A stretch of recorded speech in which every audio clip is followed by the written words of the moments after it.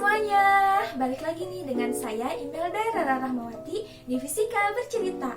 Oh ya, sekedar informasi, Himpunan Mahasiswa Fisika UPI sebentar lagi akan mengadakan suatu kegiatan yang bernama National Physics Competition dengan tema Physics on Your Hands. Dan tema ini berlandasan pada suatu kenyataan bahwa banyak sekali fenomena dalam kehidupan sehari-hari yang bisa kita jelaskan dalam konsep fisika. Nah, di video kali ini kita juga akan membahas fenomena-fenomena tersebut yang bisa kita bahas melalui konsep fisika. Kalian pernah bertanya-tanya gak sih, mengapa langit bisa berwarna biru, jingga, bahkan merah? Nah, untuk tahu jawabannya, yuk kita langsung aja simak penjelasannya. Check it out!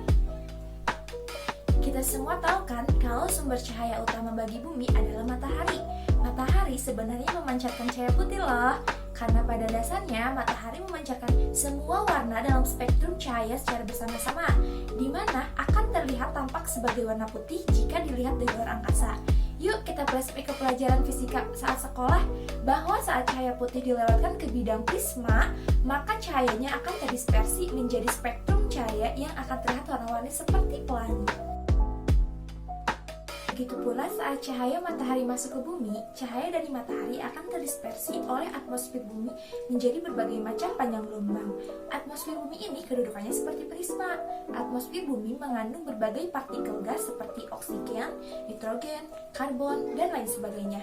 Hal inilah yang menyebabkan cahaya akan terpecah-pecah ke dalam berbagai panjang gelombang yang berbeda-beda. Masing-masing panjang gelombang tersebut menciptakan warna-warna yang berbeda jika dilihat oleh mata kita. Misalnya, panjang gelombang yang tinggi jika ditangkap oleh mata kita terlihat sebagai warna merah, jingga, dan kuning. Sedangkan panjang gelombang yang rendah dikenali oleh mata kita sebagai warna biru, ungu, dan hijau. Warna-warna dengan panjang gelombang yang tinggi akan diteruskan secara lurus, sedangkan warna-warna yang panjang gelombangnya rendah akan disebarkan ke segala arah.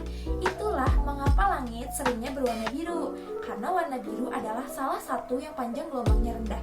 Sebenarnya, kalau mata manusia lebih peka terhadap warna ungu, kita akan melihat langit siang hari berwarna ungu loh.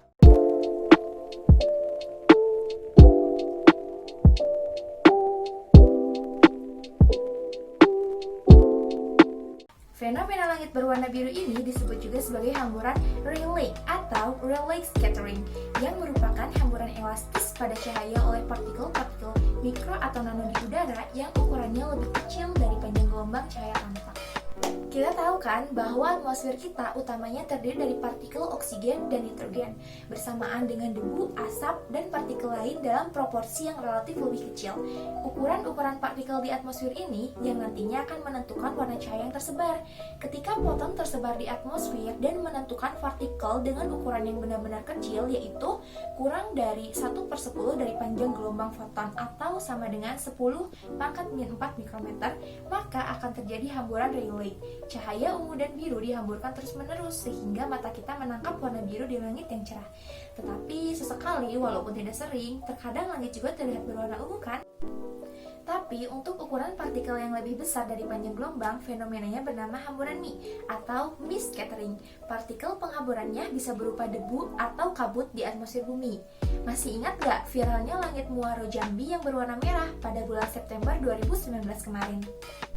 Untuk panjang gelombang sinar merah sendiri berada pada ukuran 0,7 mikrometer. Artinya, kala itu langit di Jambi mengandung partikel di udara yang besarnya 0,7 mikrometer atau bahkan lebih dengan konsentrasi tinggi. Hal ini diakibatkan oleh kebakaran hutan yang terjadi pada saat itu dan menghasilkan banyak asap yang menjadi partikel-partikel yang mendispersi cahaya matahari sehingga menjadi berwarna merah. Fenomena langit berwarna selain biru juga terjadi pada tanggal 17 September 2015 di Palangkaraya yang mengalami langit berwarna orange pada saat terjadi kebakaran hutan. Artinya, ukuran debu partikel polutan saat itu sekitar 0,6 mikrometer sesuai dengan panjang gelombang warna orange. Selain itu, langit senja juga biasanya memperlihatkan warna kemerahan. Saat matahari terbenam, walaupun matahari tidak terlihat, cahayanya masih dapat mengenai bagian atas atmosfer bumi yang akan menghamburkannya.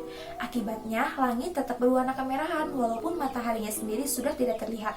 Senja berwarna kemerahan diakibatkan karena cahaya matahari datang dengan sudut curam dan harus melewati lebih banyak bagian atmosfer daripada saat siang hari. Akibatnya, ketika warna biru dan ungu sudah lebih banyak dihamburkan, maka warna-warna dengan frekuensi kecil seperti merah, jingga, dan kuning tetap bergerak lurus melewati atmosfer. Sedangkan pada malam hari, langit akan menjadi gelap karena cahaya matahari tak dapat mencapai kita, baik langsung maupun tidak langsung setelah dihamburkan. Nah teman-teman, jadi jelas ya kalau langit siang itu nggak selamanya biru, tergantung pada hamburan cahaya oleh partikel-partikel yang ada di langit. Oke guys, sampai jumpa di video selanjutnya. Bye-bye!